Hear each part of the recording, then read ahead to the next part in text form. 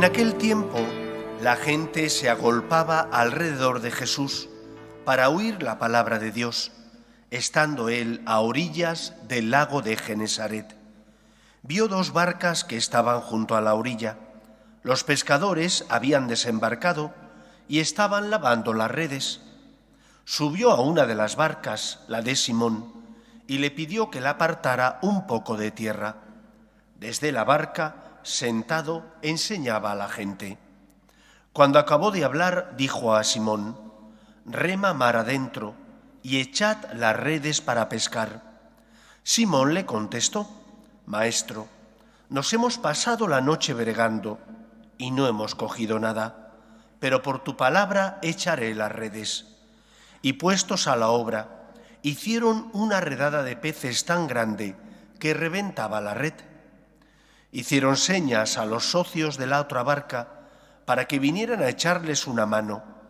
Se acercaron ellos y llenaron las dos barcas, que casi se hundían. Al ver esto, Simón Pedro se arrojó a los pies de Jesús diciendo: «Apártate de mí, Señor, que soy un pecador». Y es que el asombro se había apoderado de él y de los que estaban junto a él al ver la redada de peces que habían cogido. Y lo mismo les pasaba a Santiago y Juan, hijos de Zebedeo, que eran compañeros de Simón. Jesús dijo a Simón: «No temas, desde ahora serás pescador de hombres». Ellos sacaron las barcas a tierra y dejándolo todo, lo siguieron. Palabra del Señor. Gloria a ti, Señor Jesús. Hay veces en la vida donde la presencia, donde el magisterio de un papa, de un obispo, la sabiduría de un sacerdote marca tu vida. Misteriosamente hay ocasiones donde a lo mejor tú no has conocido a esa persona, no la has conocido en vida, pero sí después has leído algo de él y el Señor se sirve de sus escritos para tocarte el corazón. Yo entré con 11 años en el Seminario Menor de Alicante. Toda mi vida he estado con curas y me siento feliz de ello, porque me trataron exquisitamente y me dieron muy buena educación. Pero misteriosamente el Señor me tenía deparadas muchas sorpresas y casi todas muy gratas. Me encontré con el Padre Santiago cuando yo estaba ya estudiando primero de Derecho en Alicante. Había dejado el seminario porque pensaba que no era mi vocación. Y después de encontrarme con el Padre Santiago y de recibir la espiritualidad de los franciscanos de María, el Señor marcó mi vida mediante los escritos y también la enseñanza de un sacerdote que para el Padre Santiago fue fundamental, José Luis Martín Descalzo.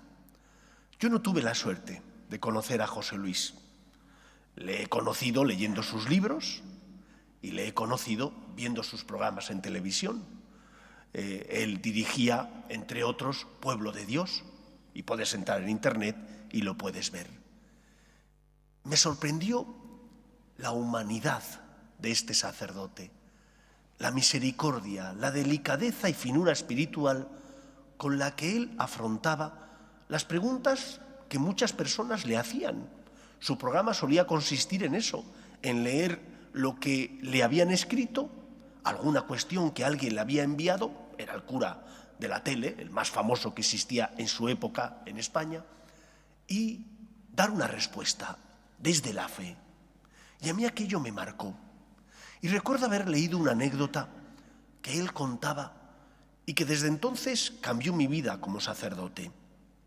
Contaba José Luis que en una reunión de curas, con curas íntimos, amigos suyos, cada uno decía qué es lo que hacía antes de celebrar la misa. Y que él, con esa humildad y siendo tan campechano como era, con esa sencillez, les dijo: pues mira, yo antes de celebrar la misa, lo que hago después de levantarme y rezar es leer la prensa. Y uno de sus compañeros sacerdotes le dijo: pero hombre, José Luis, ¿no te parece que vas a celebrar lo más sagrado que un sacerdote puede celebrar y has dedicado tiempo para prepararte leyendo la prensa, que es lo más vulgar que puede haber. Y él les dijo, no, leo la prensa para ver los problemas de la gente. Leo la prensa para ver los problemas del mundo. Y cuando celebro misa, se los presento al Señor. Si fuera un ignorante y no supiera qué es lo que ocurre, no podría ser intermediario, intercesor ante Dios y los hombres. Eso solo lo dice una persona que se sabe amado por Dios hasta el fondo del corazón. Eso solo lo puede decir una persona que sabe que Dios no quiere la muerte de sus hijos los hombres, sino que seamos felices. José Luis Martín Descalzo era un hombre que tendría sus defectos, como todos nosotros, pero que había experimentado la misericordia divina. Y porque había experimentado la misericordia divina, porque había experimentado que Dios le amaba, derrochaba y transmitía esa misericordia y ese amor de Dios. Porque lo había vivido. Podía decir, Dios te ama. Porque lo había vivido, podía decir, no estás solo. Porque lo había vivido y experimentado en sus carnes, era ejemplo y testimonio de la fe en un Dios que no quiere la muerte de sus hijos los hombres, sino que tengamos vida plena. Así le ocurrió a Pedro. ¿Cuándo llama el Señor a Pedro? Cuando Pedro le dice, aléjate de mí, Señor, que soy un pecador. Cuando Pedro le dice, Señor, he dudado de ti, perdóname. Entonces Cristo le dice, como te fías de mí ahora, puedes ser instrumento mío. Creo que deberíamos preguntarnos cada uno de nosotros, ¿cómo andamos de humildad? Cada uno de nosotros ha experimentado el amor de Dios. Cada uno de nosotros experimenta constantemente, cuando se acerca a Él, que Dios no le trata como merecemos por nuestros pecados, sino que porque es rico en misericordia, es paciente con nosotros. ¿Qué imagen de la Iglesia estamos dando?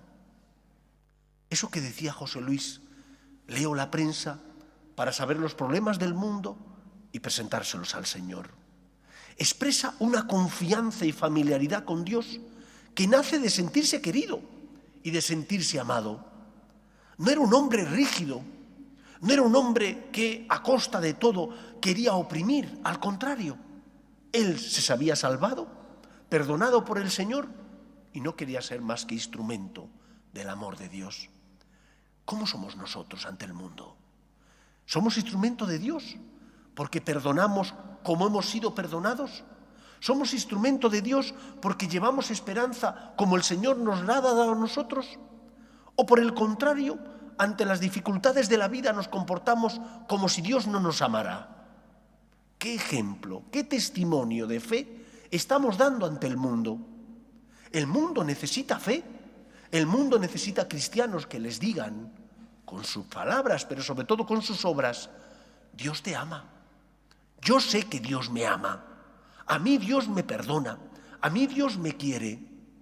¿Cuántas veces los cristianos, debido a la soberbia que tenemos en el corazón, en lugar de dar un testimonio de misericordia, acogiendo a los demás, somos personas que expulsamos al que sufre de la Iglesia? Somos personas que expulsamos al que está herido y necesitado del amor de Dios, del consuelo que Dios quiere darle. Porque nosotros no somos instrumento de Dios, porque nos falta misericordia, porque nos falta tratar con la misma medida que nos han tratado a nosotros. Yo soy un cura afortunado, no porque sea santo, que no lo soy, sino porque Dios es muy misericordioso y paciente conmigo. Y porque es paciente conmigo, puedo decir a los demás, Dios no se cansa. Dios es un Dios paciente y misericordioso. Vuelve a empezar. Dice la Escritura, con vuestra perseverancia salvaréis vuestras almas. No con vuestra santidad, no con vuestras obras, sino con vuestra perseverancia. Perseverancia en el sentido de decir, Señor, aquí estoy, he vuelto a caer, pero sé que tú me amas. El hijo pródigo volvió a su casa. No tenía derecho, porque habían malgastado la herencia. Pero el padre, que le amaba, no le regañó. Dio una fiesta porque lo había recuperado con vida. Y esa es la experiencia del cristiano. que Dios se alegra cuando volvemos. Ojalá y no nos hubiéramos ido, ojalá y no hubiéramos pecado, pero la realidad es que caemos y pecamos. Levántate, confiésate nuevamente, pídele ayuda al Señor, cree en el poder de Dios, en el poder de la gracia, vive la misericordia y practica la misericordia con los demás. Me siento afortunado porque Dios me ha regalado muchísimos dones, porque el Señor, por medio de muchísimas personas, me ha demostrado su misericordia, su amor, su paciencia conmigo. ¿Qué ejemplo estoy dando ante el mundo? ¿Qué testimonio estoy dando ante los que no tienen fe?